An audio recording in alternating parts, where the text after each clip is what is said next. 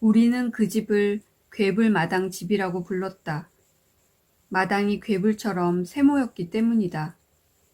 우리는 다 같이 그 집에 만족했고 또한 사랑했다. 오빠는 건넌방을 혼자 쓸 수가 있었고 문간방은 새를 주었다. 기역자 집의 양 끝인 건넌방과 대문간을 직선으로 이으면 마당이 삼각형이 된다. 집이 들어앉지 않은 삼각형의 한쪽 변은 높은 축대고 축대 밑은 그 아랫집 뒷곁이었다. 엄마는 축대 밑에 있는 집에 양해를 구하고는 우리 마당을 추녀처럼 그 뒤란으로 내몰렸다. 그리고 늘어난 마당을 꽃밭으로 만들었다.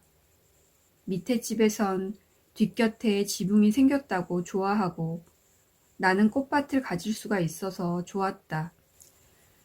나무로 기둥을 세우고 널빤지를 깔고 흙을 부은 꽃밭에서도 분꽃과 금잔화가 어찌나 잘 퍼졌는지 볼만했다.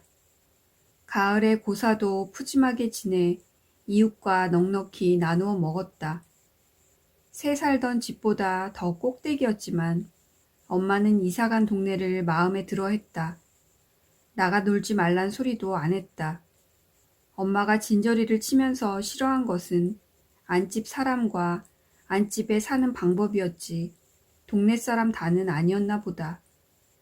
괴불마당집 바로 앞집은 구장집이었는데 집도 반듯하고 화초를 많이 길렀다. 특히 옥잠화가 여러 분이어서 꽃이 피어날 어스름 엮이면 감미로운 향기가 우리 집까지 끼쳐왔다. 골목이 좁고 다들 대문을 열어놓고 살 때였으니까. 우리는 그 집을 구장집이라 부르지 않고 옥잠화 집이라고 불렀다. 그 집엔 나보다 2살 위인 언니도 있어서 옥잠화 알뿌리를 몇 번씩 우리한테 찢어주었지만 우리 집에선 그게 잘 되지 않았다. 우리 다음 집은 일각대문 집이라고 불렀다. 엄마는 옥잠화 집하고도 일각대문 집하고도 친했다. 방세도 들어오고 오빠가 월급도 많이 타와 엄마는 삭바느질을 덜했다. 오빠 몰래 꼭 엄마의 솜씨를 원하는 사람한테만 해주는 것 같았다. 오빠는 효성이 지극해서 엄마가 남의 바느질 하는 것만 보면 슬픈 얼굴로 골을 냈다. 내 집에서 산다는 것과 월급을 타서 한 달을 설계하고 식구끼리 서로 화목한 것이 얼마나 좋다는 게 어린 마음에도 느껴졌다. 비록 현저동은 못 면했지만 정신적으로나 물질적으로나 도시 생활에 적응하고 조화를 이루기 시작한 시기였다. 방학을 하기가 무섭게 시골에 내려가는 건 전과 다름없었다. 귀향을 앞두고는 가슴이 설레고 방학 내내 서울서 지낼 수밖에 없는 서울 내기들을 참 안 됐다고 여기는 것도 여전했다. 그러나 시골에 눌러 살려면 못 살 것 같았다. 침침한 등잔불이 제일 갑갑했다.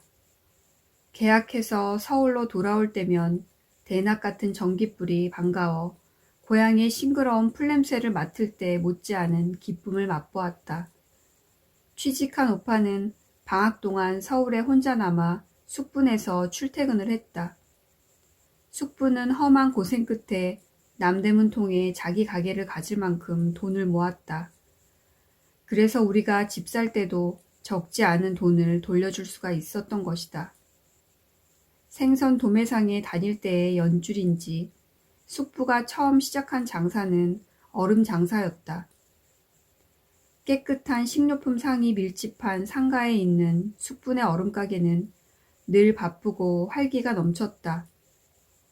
숙분에 놀러 갈 수 있다는 것도 서울 생활의 즐거움 중에 하나였다. 숙분에는 그때까지도 아이가 없어서 우리 남매에 대한 애정이 극진했다. 방학해서 시골 갈 때도 먼저 숙부한테 통신부를 보이고 칭찬도 받고 기차 안에서 먹을 것도 듬뿍 받았다. 내 성적은 3, 4학년이 될 때까지 중간에서도 약간 처지는 편이었다. 그러나 숙부 또한 국어 산수만 잘하면 창가나 체조는 못할수록 좋다는 엄마의 통신부 보는 법을 무조건 따랐기 때문에 조금도 기죽을 필요가 없었다. 숙부네 가면 귀여움을 받을 수 있는 것도 좋았지만 조선 사람과 일본 사람이 반반씩 섞인 상가의 독특한 분위기가 현저동과는 딴 세상 같은 것도 마음에 끌렸다. 숙부네 가게는 큰 얼음창고가 있었고 그때만 해도 아주 귀한 전화도 가지고 있었다. 겨울에는 숯도 팔았지만 그 상가에선 고리야 상으로 통했다. 숙부네가 서울서 장사로 성공했단 소리는 실제보다 과장되게 시골에 알려진 듯 했다. 장사길을 터보려고 혹은 남의 상점에 고용살이라도 들어가 보려고 숙부를 믿고 상경하는 고향 사람들이 심심찮게 있었다. 그런 사람들은 숙부로부터 장장한 숙부의 입지전을 들어야 했다. 무작정 상경해서 일본인 생선 도매상 얼음창고 위 다락방에서 겨울을 나면서 고생한 이야기였다. 숙부가 그런 사람들한테 실컷 으스댄 것밖에 그다지 큰 도움을 준 것 같지는 않고 또 그럴 처지도 못 됐건만 숙부네 집에 항상 시골 사람들 발길이 그치지 않았던 것은 숙부네 상점이 바로 경성역 코앞이라는 것과도 무관하지 않았을 것이다. 결국은 그런 연줄로 숙부는 고향마을 소년을 한 사람 부리게 되었는데 자기의 입지전과 똑같은 방법으로 소년을 훈련시키려 들었다. 자기가 당한 것처럼 얼음창고 천장에다 다락방을 들이고 소년을 기거하게 했다. 그러나 깔끔하고 상냥한 숙모가 꾸며놓은 다락방은 내가 보기엔 여간 근사하지 않았다. 한창 2층 집을 동경할 때였다. 사닥다리를 타고 올라가야 하는 게 2층 집 기분이 났다. 바닥에 다다미가 깔린 것까지 그럴듯해 보였다. 나는 어쩌면 막연히 일본식 생활 방식을 동경하고 있었는지도 모르겠다. 그 다락방에서 나는 처음으로 만화책을 접하게 되었다. 일본 사무라이가 칼싸움하는 만화였는데 숙부한테 들키자 호된 꾸지람을 들었다. 나뿐 아니라 소년까지 불러다가 야학갈 공부한다기에 밤늦도록 전깃불을 켜놓고 있어도 봐주었더니 이따위 못된 책을 보느라고 전깃값을 축냈더냐고. 만화책으로 소년의 빡빡머리를 탁탁 때리며 야단을 쳤다. 나는 소년에게 괜히 미안했고 일담한 만화책의 재미도 여간 감질이 나지 않았다. 덮어놓고 못된 짓 취급을 당하니까 더욱 그 재미를 잊을 수가 없었다. 오랫동안 만화 속의 그림이 눈에 삼삼하고 다음 줄거리가 궁금해서 어디 가서 훔칠 수 있는 거라면 훔쳐서라도 마저 보고 싶었다. 요즘 세상의 상식으로는 믿을 수 없는 얘기나 내가 교과서 외에 읽을 거리를 접해본 것은 그때가 처음이었다. 우리 집이 가난한 탓도 있었지만 동무들 중에도 동화책 같은 걸 가지고 있는 아이를 보지 못했다. 엄마는 당신의 이야기 재주로 딸을 이야기를 좋아하도록 길들여만 놓고 의당 그 다음에 나타날 욕구에 대해서는 전혀 무책임했다. 학기 초에 새 교과서를 받으면 국어나 수신책을 뒤져서 미리 재미있는 얘기를 골라놨다가 심심할 때면 소리를 높여 읽고 또 읽는 게 기껏 내 나름의 갈증의 해소 방법이었다. 큰 소리로 책을 읽고 있으면 엄마는 내가 공부하는 줄 알고 좋아했다. 그러면 나는 혀를 낼름대며 엄마를 속여먹고 있다는 묘한 쾌감을 맛보곤 했다. 오빠 방엔 얼마 안 되는 오빠의 책이 따로 있었지만 거의가 조선말로 된 소설책이어서 나는 조금도 흥미를 느낄 수가 없었다. 학교에서 조선말을 가르치지 않았기 때문에 한글을 읽고 쓸 줄 아는 내 또래는 아주 드물었다. 나는 그런 드문 아이 중에 하나였지만 그걸 긍지로 여기기엔 나는 너무 철이 없었다. 시골서 어렸을 때 배운 거니까 잊어버릴 법도 한데 안 잊어버린 것은 한글을 써먹을 기회가 종종 있었기 때문인데 나는 그 기회가 돌아오는 게 그렇게 싫을 수가 없었다. 그 기회란 시골에 계신 조부모님께 문안 편지를 쓰는 일이었다. 나는 할아버지 할머니를 마음으로부터 좋아했다. 나에게 고향과 조부모님은 따로따로가 아니라 한 덩어리였다. 만약 고향에 그분들이 안 계신다면 1년에 2차례의 귀향이 그렇게 가슴 설레는 희열일 까닭이 없었다. 그러나 만약 그분들이 박족골 아닌 딴 데 계신다면 그분들이 그렇게 그리울 것 같지가 않았다. 나는 할아버지가 반신불수인 것까지도 박적골에 터줏대감답다고 생각했다. 방학이 가까워오면 할아버지의 침에 절어 시척지근한 냄새가 밴 배수건에 싸둔 곶감이나 밤 따위가 다 절절히 그리워지곤 했다. 그건 먹고 싶다는 것하고는 달랐다. 핏빛 저녁 노을을 배경으로 건들대는 수수이삭을 보고 싶은 것과 같은 감미롭고도 쓸쓸한 정서였다. 할아버지 화로에 불이 꺼졌을 때 누가 담뱃불 붙이는 걸 도와드릴까? 사촌 동생은 아직 어리고, 이번 방학에 내려가면 할아버지 말씀대로 입에 혀처럼 심부름을 잘해야지. 내가 쓰고 싶은 편지는 그런 내 마음을 나타내는 것이었다. 그러나 엄마는 내가 내 마음대로 편지를 쓰도록 내버려 두지 않았다. 엄마는 편지에는 일정한 틀이 있다고 믿고 있었고 거기에 어긋나는 편지를 딴 사람도 아닌 우더른에게 드린다는 건 말도 안 된다는 생각을 가지고 있었다. 그래서 엄마는 나를 불러앉히고 마치 받아쓰기처럼 편지를 쓰게 했다. 편지는 늘 비슷한 말로 시작했다.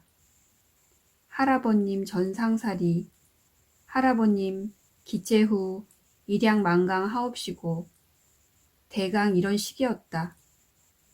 학렬 순서로 온 집안 식구 안부를 다 묻고 나서 이쪽도 한염하옵신 덕택으로 몸 성이 잘 있다는 것을 식구마다 따로 아뢰고 나서 다시 추나추동 계절에 따라 말만 약간 바꾸어 일기가 이만저만 불순한 계절에 행여 옥체 미령하실까봐 문안 엿줍는다는 사연으로 끝맺게 돼 있었다. 나는 이런 받아쓰기가 어찌나 따분하고 재미가 없는지 쓸 때마다 몸이 비비 꼬이고 조선글만 쓸 줄 몰랐더라면 이런 고역을 안 치르는 건데 하는 생각이 들곤 했다. 나는 내가 알고 있는 조선글의 유일한 씀씀이가 이렇게 지겹기만 한 나머지 조선말로 된 읽을거리에도 관심이 없었다. 을에 재미없고 따분하려니 했다. 2차 대전을 맞은 것도 괴불마당 집에서였다. 일본 사람들은 대동아 전쟁이라고 했다. 무언지도 모르고 신이 났다. 우리는 그전부터 이미 호전적으로 길들여져 있었다. 일본은 벌써부터 진화사변이라 부르는 중일 전쟁을 하고 있었고 우리는 중국을 짱꼴라, 장개석을 쇼오가이 새끼라고 부르면서 덮어놓고 무시할 때였다. 동무들하고 싸울 때도 짱꼴라라고 놀려주는 게 가장 심한 모욕이 되었다.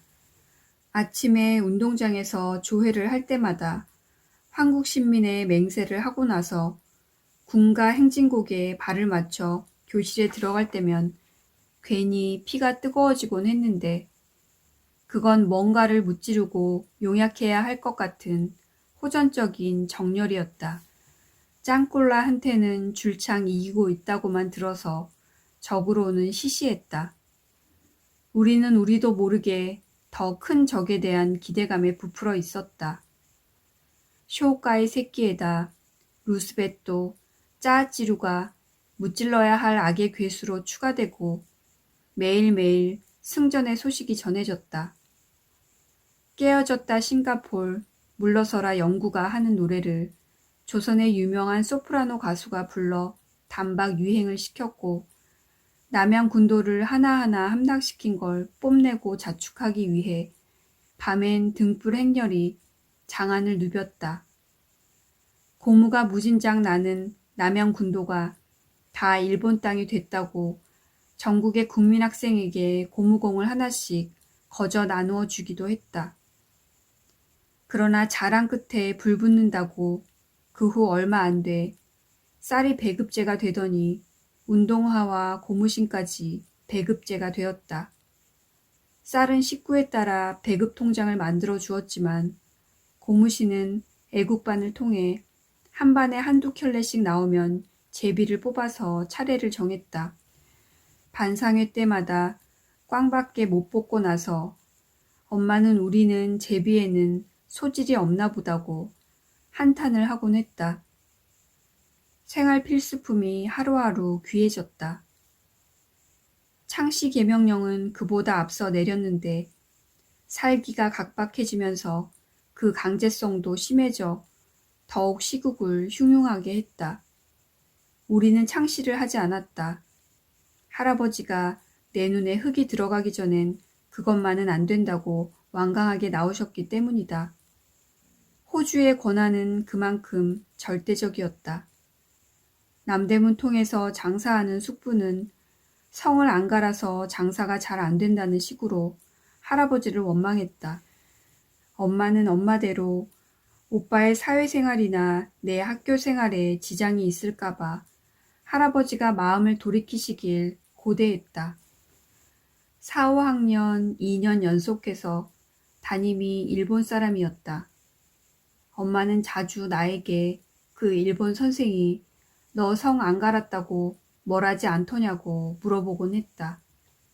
내가 그런 일 없다고 하면 엄마는 내가 눈치가 없어서 그렇지 왜 구박을 안 하겠느냐고 당신 편한 대로 넘겨짚곤 했다. 내가 운수가 좋아 좋은 선생님을 만나서 그랬는지는 몰라도 한 반에 창씨 안 한 애가 서너 명밖에 안 남았을 때도 그런 애들을 선생님이 특별히 구박하거나 무언의 압박을 가한 것 같은 기억은 전혀 없다. 불령 선인으로 낙인이 찍힌 특별한 집안이라면 모를까. 우리네 같은 보통 집안 사정은 대개 비슷했으리라고 생각한다. 그런데도 단시일 내에 창씨가 그렇게 급속히 확산됐던 것은 너무 내 경험 위주로만 생각하는 건지는 몰라도 아직까지도 이해가 잘 안 되는 부분이다. 박적골 사람들도 두 박씨 집만 빼고 나머지 홍씨들은 초기에 일찍거니 독구야마로 성을 갈았다. 성을 안 갈아서 실질적인 불이익이 우려되는 건 면석이인 큰숙부련만 면석이 정도의 관직도 출세한 것처럼 여기는 할아버지가 창씨 문제에 있어서만은 이상하도록 줏대 있게 구셨다. 그게 할아버지의 모순이라면 음력설만이 조선설이라고 온갖 장애를 무릅쓰고 지켜나가면서도 성 가는 건 알아서 간 건 마을 사람들의 모순일 터였다. 우리 엄마도 물론 알아서 기는 대표적인 케이스였지만 나는 그와는 좀 다른 까닭으로 역시 창씨하기를 간절하게 바랬다. 내 이름을 일본말로 부르면 보쿠엔 쇼가 되는데 비상시국이 되면서 방공 연습을 매일같이 했는데 방공 연습을 일본말로 하면 보쿠엔 슈가 되었다. 발음이 비슷해서 방공 연습 때마다 아이들이 나를 놀렸다. 창씨 계명을 하면 한자를 음으로 읽지 않고 뜻으로 읽게 되는데 하나꼬니 하루에니 하는 여자 이름이 그렇게 듣기 좋고 부러울 수가 없었다. 집에서도 일본말로 생활한다고 자랑하는 아이도 있었다. 그런 애의 엄마는 되게 젊고 멋쟁이였다. 우리 처지로는 꿈도 꿀 수 없는 얘기였다. 엄마는 그런 소리를 들으면 쓸개 빠진 것들이라고 격분을 했다.